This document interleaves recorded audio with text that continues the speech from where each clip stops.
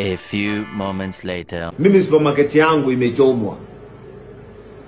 Imeibiwa kila kitu. A few moments later.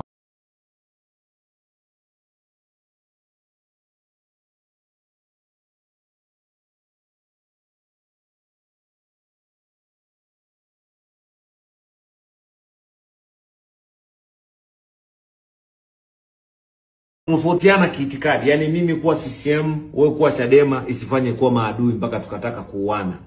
Mimi binafsi swala la kuchoma duka la Bilnenga, swala la kwenda kubomoa pale kwa Jux, mfano nimeona kuna supermarket huwa mimi naendaga kununua pale duka la Jux liko juu, just imagine wanajifanya wana beef na Jux kwa sababu Jux alikuwa anafanyia kampeni CCM, wamebomoa mpaka Zuri supermarket iko chini pale. Haya, mdada wa watu yuko Marekani sijui huko. Hayuko hata kwenye mambo ya siasa. Bora hata mimi mnaweza mkasema nilinunua mpaka magari V8 kwa ajili ya kampeni. V8 tatu 300 zipo mpaka leo. Nilinunua kwa ajili ya kampeni kwa sababu ya kumpenda mama. Kuna watu wameharibiwa maduka, watu wamevunjiwa biashara, watu hawana kazi. Mpaka hivi ninavyoongea na wewe, kuna watu hawana biashara, hawana kazi, hawana pa kushika.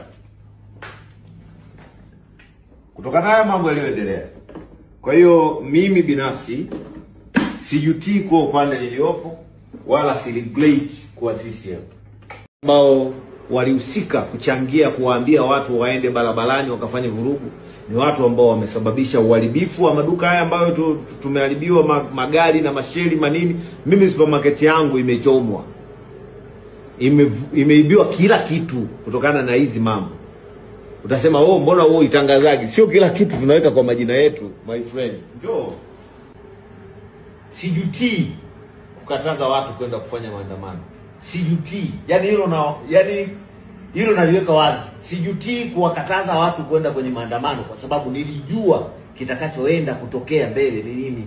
Unapogoma na umeambiwa usigome, wewe unakuwa tayari umefanya vurugu. Yaani ni vitu ambavyo havikuepeki na havitakiwi na sisi wa Tanzania uko huru, unafanya kazi zako kwa uhuru, unaishi vizuri tu.